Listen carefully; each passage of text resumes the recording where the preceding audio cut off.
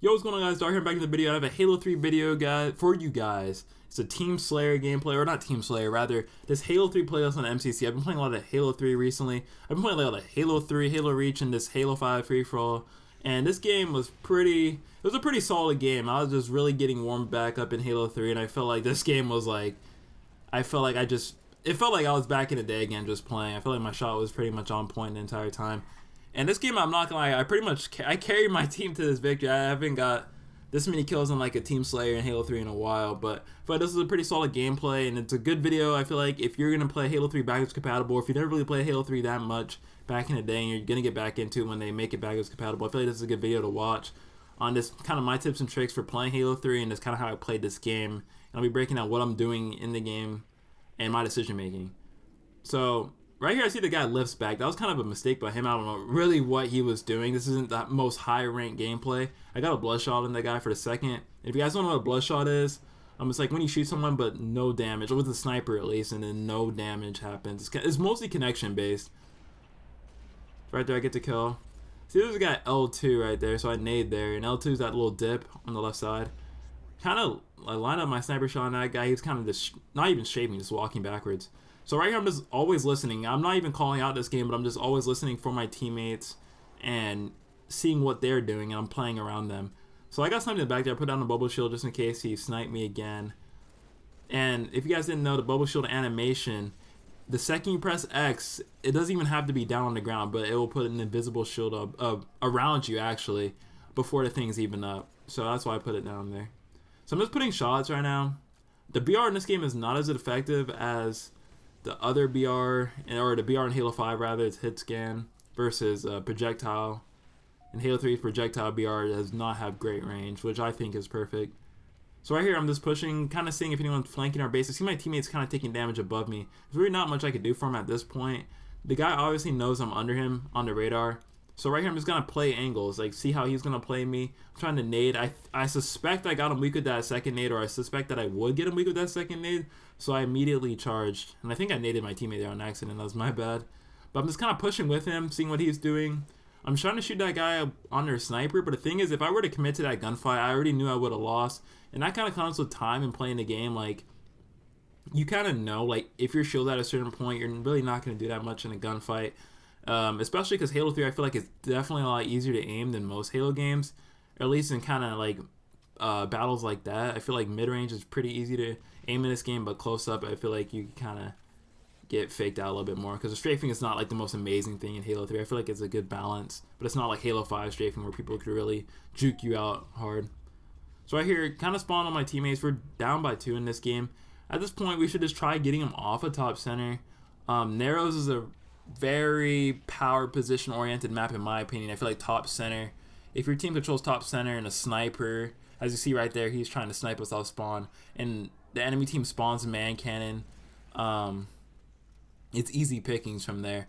So right there, I kind of lifted over their side, kind of focused the attention away from our side for like a second, and then I got their sniper and they weren't really paying attention to me, so I got the easy snipe on them. And that was probably a miscommunication on their side, because I believe they were in a party of 3 or 4, and they didn't really call out me going over the lift, or no one, I guess, heard me besides that one guy. So that was a misplay by them. So right here, I'm looking red spawns just in case. Snipe that guy. You know, pretty much the spawns are not that hard to predict in this game. I feel like, you know, okay, right here I go in a little bit with the sniper, but the spawns aren't that hard to predict. Like, if you don't hear them on red side, or you don't see people nading from red side, or you don't really see anyone jumping up on Mohawk from red side, if you guys know that call out, it's like see where my teammate is right now, Charge Tanaka. But if you don't see anyone jumping, you just look over to the other side and you'll see him spawning there, most likely, or see him jumping the top center there. I feel like Halo 3 is definitely a lot more nade angles, like, because the movement is not as great. It's definitely like nading around corners, kind of like playing the radar and stuff like that, at least in radar game modes. So right there, I'm trying to help my teammate out, R2. I really couldn't help him out there. They didn't have an angle on that guy. That guy took a great angle on not really letting anyone else shoot him. So I threw a power drain there too also. I knew that the guy was pushing a Mohawk, and most people, when they push up there and they get weak, they'll hide behind a Mohawk. So I immediately knew to throw a nade there. Right there, I had the plasma rifle for a bit, and the plasma rifle is extremely good at stripping away shields, but I really wouldn't recommend getting kills with it at all. Like, you cannot actually, it's hard to actually kill somebody with it. See, right here, I use it, and it's really good for just, like, stripping someone's shields away, then meleeing, or stripping someone's shields away, and then pulling out a BR.